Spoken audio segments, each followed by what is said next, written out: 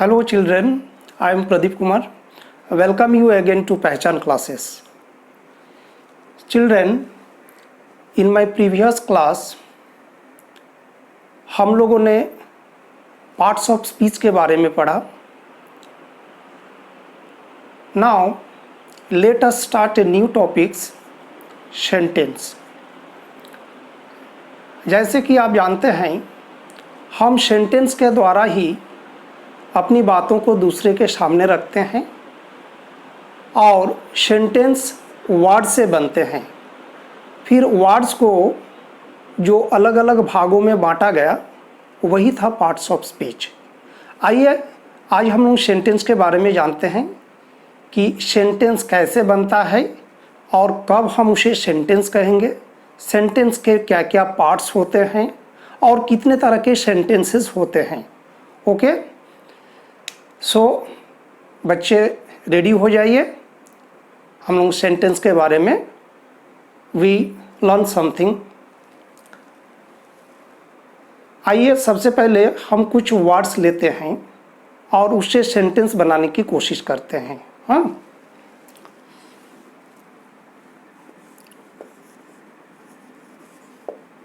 Raju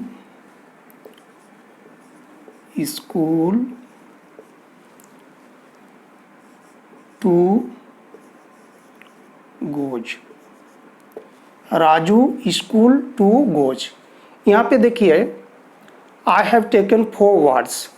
they are Raju school to goes. अब इन्हीं word से हमें सेंटेंस बनाना होगा. Let us try to make a sentence. School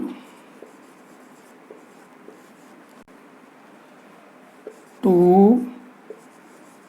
goes Raju.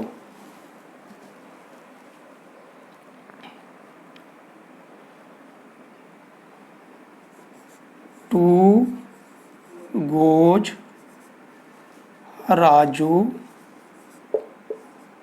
School.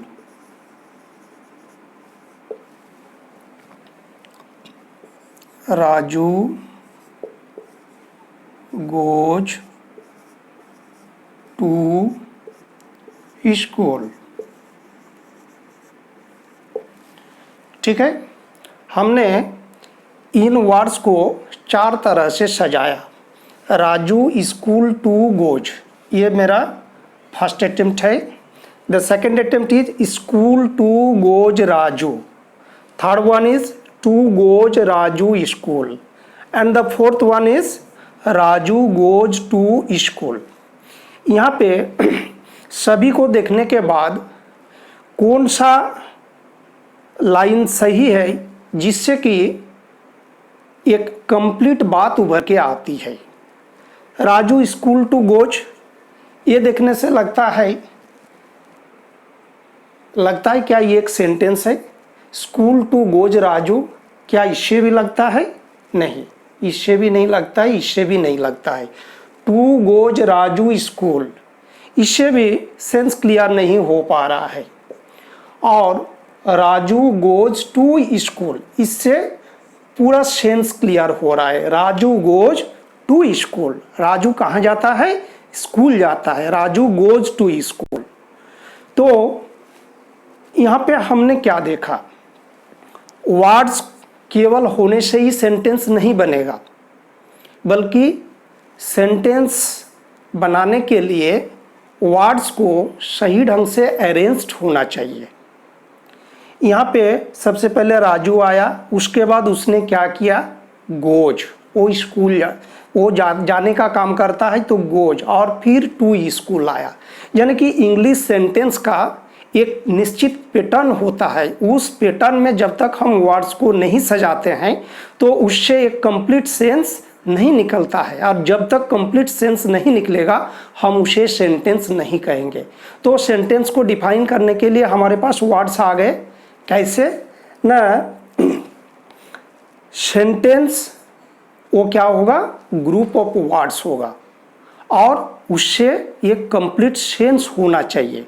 Complete sense कैसे निकलेगा? जब हम वर्ड्स को उसके सर्टेन ऑर्डर में सजाएंगे तब जाके एक कंप्लीट सेंस निकलेगा। तो सेंटेंस का डेफिनेशन हमारे लिए क्या बन जाता है, आइए हम नोट करते हैं। A sentence is a sentence is a group of words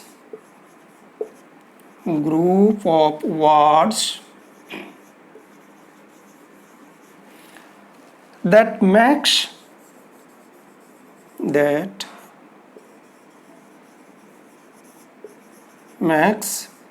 a complete sense.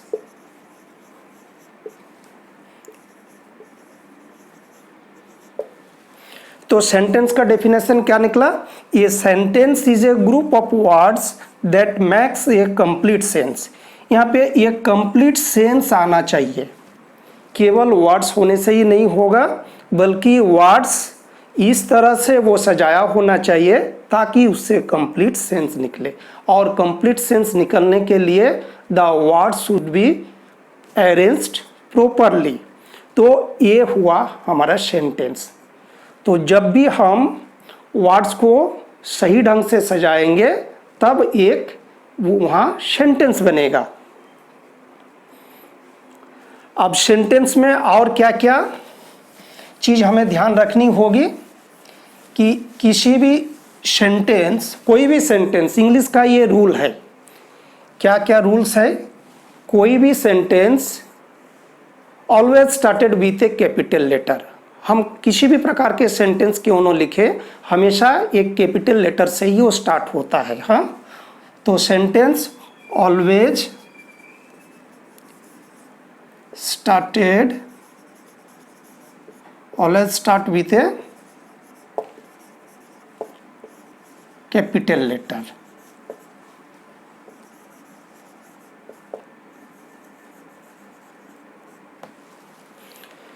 कोई भी सेंटेंस का फर्स्ट लेटर कैपिटल होता है। Second thing, at the end of a sentence there must be a punctuation mark. At the and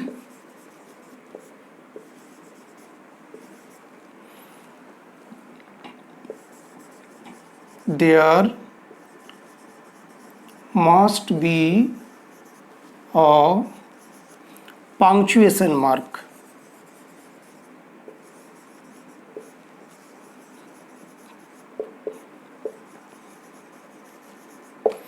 अब sentence में कितने तरह के पंक्चुएशन मार्क यूज होता है। सेंटेंस के लास्ट में, at the end of a sentence, 3 types of punctuation marks are used. Those are, क्या क्या है, एक फुल स्टॉप जो हम एक पॉइंट देते हैं या डॉट देते हैं, इसको बोलते हैं full stop. Second, question mark. आप जानते हैं इसको, क्वेश्चन मार्क, या इसे नोट ऑफ इंट्रोगेशन बोलते हैं, question mark. And the third one is note of exclamation. इसको बोला जाता है नोट ऑफ एक्सक्लेमेशन या एक्सक्लेमेशन मार्क्स। Exclamation mark. तो कोई भी सेंटेंस में वो कैपिटल लेटर से स्टार्ट होगा। सेंटेंस के लास्ट में ये तीनों में से कोई ना कोई एक पंक्चुएशन मार्क अवश्य होगा। तो ये हुआ सेंटेंस। आगे आइए हम लोग देखते हैं कि सेंटेंस के कितने पार्ट्स होते हैं। हाँ, अगर आपने नहीं लिखा तो इसको पॉज कर लीजिए वीडियो को और फिर लिख लीजिए। मैं इरेज करता हूं।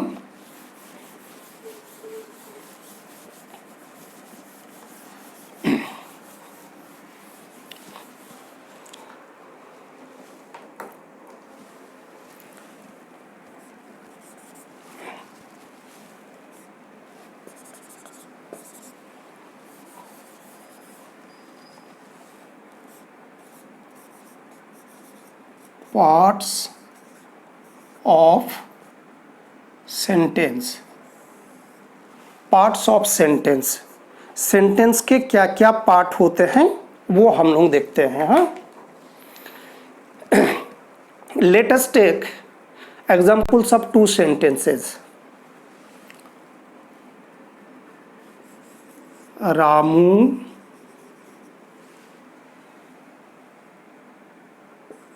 Pledge cricket.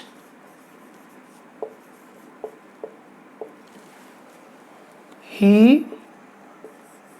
is a good player।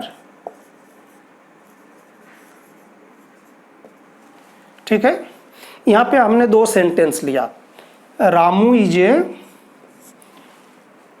Ramu plays cricket and number 2 he is a good player. यहाँ पे देखिए, रामू प्लेज क्रिकेट, रामू क्या खेलता है ना, क्रिकेट खेलता है। यहाँ हम देखते हैं कि रामू किसी भी प्रकार का एक्शन करता है, रामू इज डूइंग समथिंग। यहाँ रामू को हमने अलग किया और रामू जो भी करता है उसको हमने अलग किया। In the second sentence we see he is a good player. ही यहाँ पे किसी भी प्रकार का एक्शन नहीं करता है, बल्कि ही के बारे में यहाँ कुछ बताई जा रही है। क्या बताई जा रही है ना, ही इज ए गुड प्लेयर। तो फर्स्ट सेंटेंस में हमने देखा कि यहाँ रामू के बारे में, रामू किसी प्रकार का एक्शन करता है, Ramu is the doer of an action. Whereas in the second sentence we see he is doing nothing but something is spoken about him, उसके बारे में कुछ बात बताई जा रही है। हाँ, तो यहाँ पे आप थोड़ा सा नोटिस कीजिए, यहाँ एक ऐसा पर्सन है जो किसी भी प्रकार का एक एक्शन करता है। One is the doer of some action and यहाँ वो पर्सन के बारे में कुछ बात बताई जाती है। तो किसी भी सेंटेंस में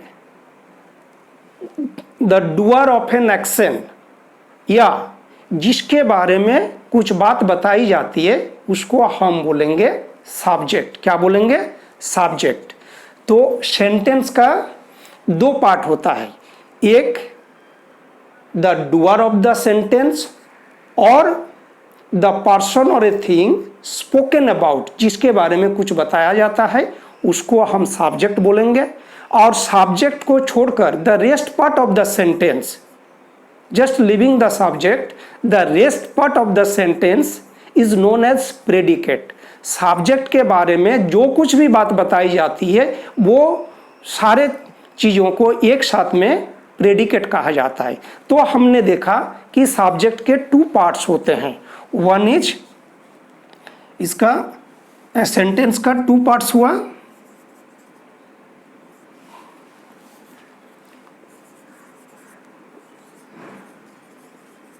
टू पार्ट्स क्या क्या हुए, सब्जेक्ट एंड प्रेडिकेट।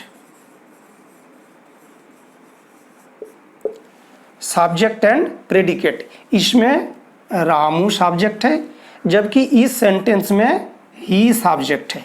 यहाँ रामू जो भी एक्शन करता है वो पूरी बात को प्रेडिकेट कहेंगे। यहाँ PRAD इतना ही मैंने लिखा, इसको आप प्रेडिकेट समझेंगे। और यहाँ ही के बारे में को क्या बताई जा रही है ना, इज ए गुड प्लेयर, ये पूरे पार्ट को एक साथ में प्रेडिकेट कहेंगे। हाँ, तो सब्जेक्ट हमारा क्या हुआ, ये पर्सन और a thing, a person or a thing that does some action,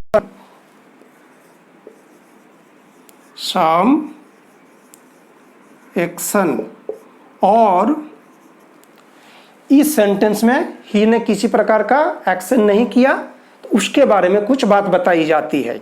और स्पोकन अबाउट, जिसके बारे में कुछ भी बात कही जाती है, स्पोकन अबाउट। सब्जेक्ट क्या हुआ? ए पर्सन और a thing that does some action और स्पोकन अबाउट, उसको हम बोलेंगे सब्जेक्ट। और प्रेडिकेट किसको बोलेंगे? ना सब्जेक्ट के बारे में जो भी बात कही जाती है, something what is said about the subject, something that is spoken about the subject,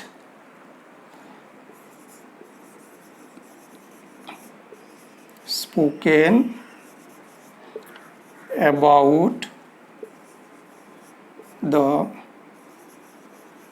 subject, something that is spoken about the subject is called predicate. Is it clear? Subject और प्रेडिकेट, ये दो पार्ट्स होते हैं sentence में। अभी subject और predicate, इसका और क्या कैरेक्टरिस्टिक्स होता है वो मैं थोड़ा बता दूं आपको। सब्जेक्ट देखिए, कोई नाउन या प्रोनाउन होता है। सब्जेक्ट क्या होगा? आइदर ए नाउन और ए प्रोनाउन। किसी भी सेंटेंस में सब्जेक्ट जो होता है जनरली नाउन या प्रोनाउन ही होता है, ठीक है। और प्रेडिकेट, प्रेडिकेट में एक मेन चीज क्या है ना, there must be a verb in the predicate part. Sentence का प्रेडिकेट में कहीं ना कहीं एक वर्ब अवश्य होगा। हाँ, ये वर्ब इज कंपल्सरी।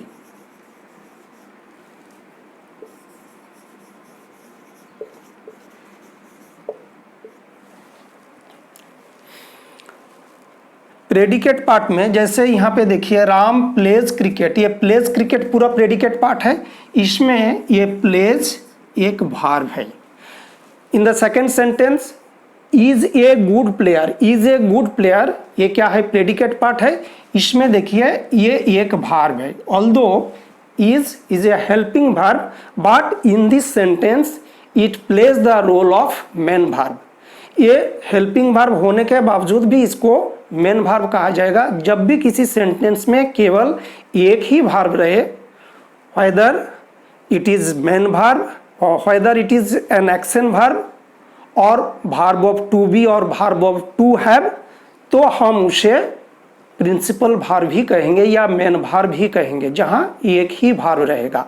और जहां हेल्पिंग वर्ब के साथ कोई एक्शन वर्ब भी है तो एक्शन वर्ब उसका प्रिंसिपल वर्ब होता है और हेल्पिंग वर्ब वो अलग वर्ब हो गया। तो प्रेडिकेट पार्ट में there must be a verb, इस बात को आप याद रखेंगे, ठीक है। तो ये हुए सब्जेक्ट के पार्ट्स, सॉरी सेंटेंस के पार्ट, सब्जेक्ट एंड प्रेडिकेट, ठीक है। आगे हम लोग देखते हैं कि सेंटेंस के कितने प्रकार होते हैं। How many kinds of a sentence.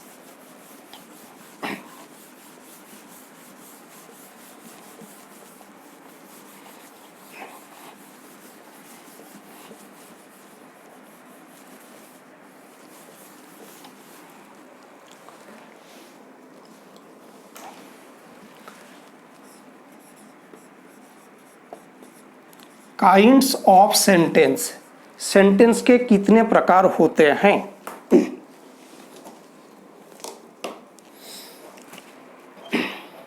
Sentence, there are 5 kinds of sentences. 5 kinds of sentences. ये कौन कौन है? Assertive sentence,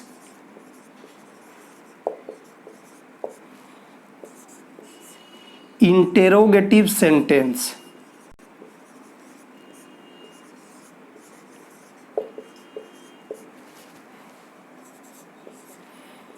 imperative sentence,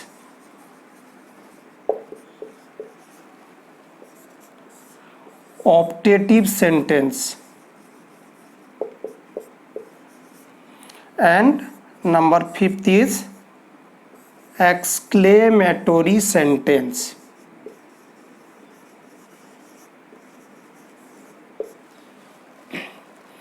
Assertive, interrogative, imperative, optative and exclamatory.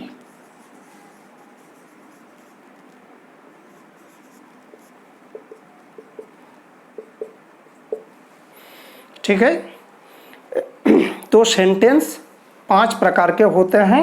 Those are assertive sentence, interrogative sentence, imperative sentence, optative sentence and exclamatory sentence।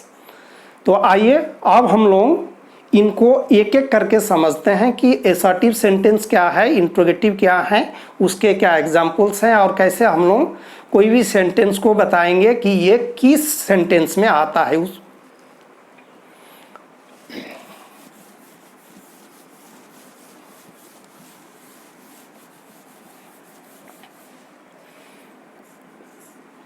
assertive sentence,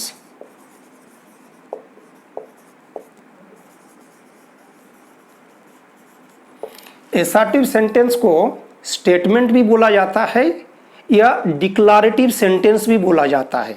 statement या declaration ये क्या चीज़ है? किसी के बारे में कुछ डिक्लेयर कर दिया जाता है। Something is spoken about someone, किसी के बारे में एक सिंपल स्टेटमेंट कही जाती है, तो वो सेंटेंस क्या है ना, assertive सेंटेंस है।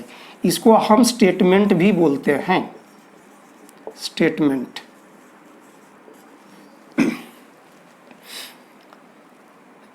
A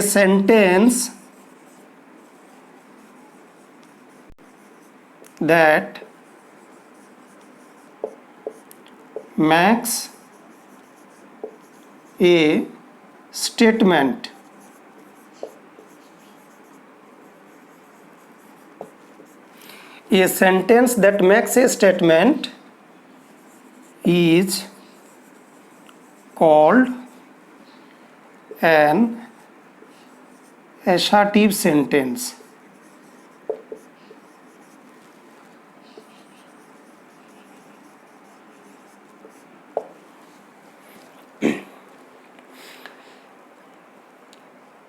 बच्चों, आपने देखा कि सेंटेंस के 5 प्रकार होते हैं और हर एक प्रकार को, that means each one of them can be divided into again 2 kinds, those are positive and negative. कोई भी सेंटेंस को हम 2 भाग में बांट सकते हैं, एक को पॉजिटिव दूसरे को नेगेटिव बोलेंगे। पॉजिटिव सेंटेंस किसको बोलते हैं? ये सेंटेंस दैट एक्सेप्ट समथिंग, जो किसी भी प्रकार की बात को स्वीकार करता है, उसको हम पॉजिटिव सेंटेंस बोलेंगे। And the sentence that denies something, जो बात को इनकार कर देता है, मना कर देता है, डिनाइज समथिंग, उसको हम नेगेटिव सेंटेंस कहेंगे।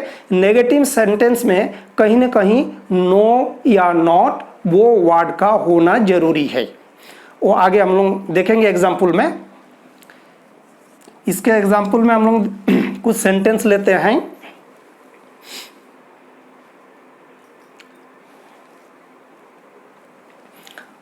I am going to market।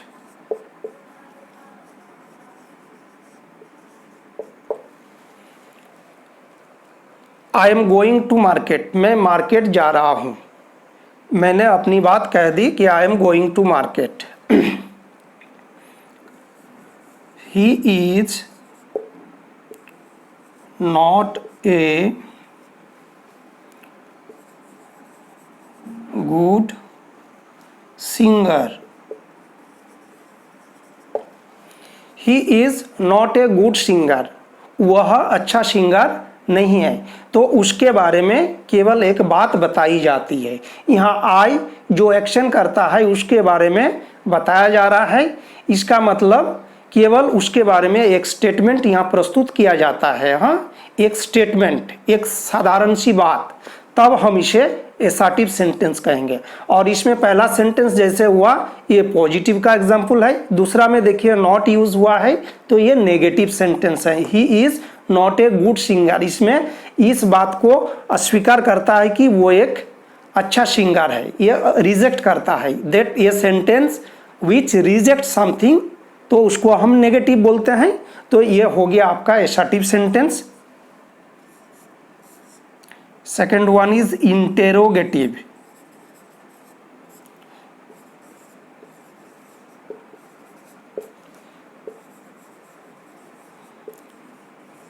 Interrogative sentence,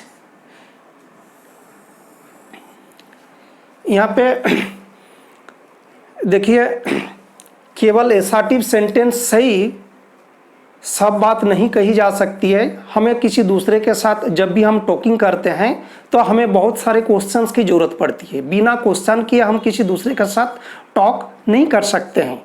तो क्वेश्चन करने के लिए भी सेंटेंसेज होते हैं। जैसे हम कुछ एग्जाम्पल ले लेते हैं। What's your name, what's your name, what's your name, are you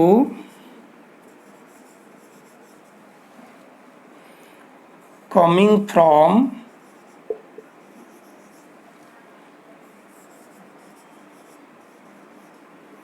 Ranchi, are you coming from Ranchi, don't you play football. ये सेंटेंस को देखिए, व्हाट इज योर नेम, इसमें ये बात पूछी जाती है कि आपका नेम क्या है। Are you coming from Ranchi, आपसे ये जानने की कोशिश की जा रही है कि क्या आप रांची से आ रहे हैं। डोंट यू प्ले फुटबॉल, इसमें यह पूछा जाता है कि क्या आप फुटबॉल नहीं खेलते हैं। तो ये सारे सेंटेंस में हमने देखा कि यहाँ पे क्वेश्चन किया जाता है। क्वेश्चन अभी दो तरह से, एक क्वेश्चन जो केवल हेल्पिंग वर्ब से शुरू होता है और दूसरा क्वेश्चन वो क्वेश्चन वर्ड से शुरू होता है। तो जो क्वेश्चन हेल्पिंग वर्ब से शुरू होता है उसे हम यस नो क्वेश्चन कहते हैं, and the question which is started with a question word is known as WH question, उसको WH क्वेश्चन बोलते हैं। हाँ, तो ये जो सेंटेंस हैं इससे हम क्या करते हैं, क्वेश्चन पूछते हैं। तो वैसे सारे सेंटेंसेज जिसके द्वारा हम क्वेश्चन पूछते हैं उन सेंटेंस को हम क्या बोलेंगे, इंटेरोगेटिव सेंटेंस। ये अच्छा, यहाँ ऊपर में इसका डेफिनेशन में लिखता हूँ।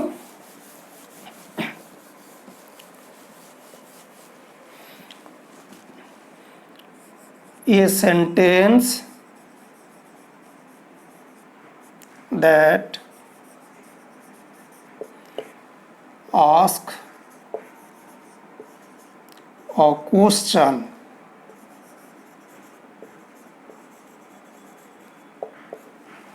is called an interrogative sentence।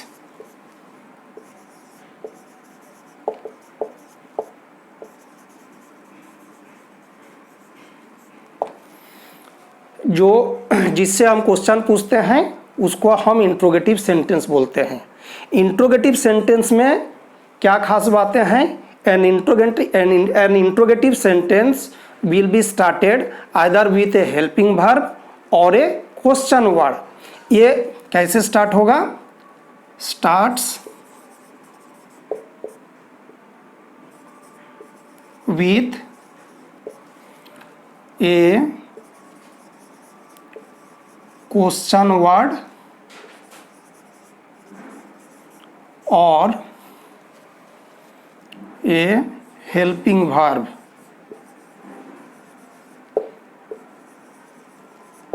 दूसरी बात कि सेंटेंस के एंड में there should be a mark of note of interrogation, यानी कि क्वेश्चन मार्क एट द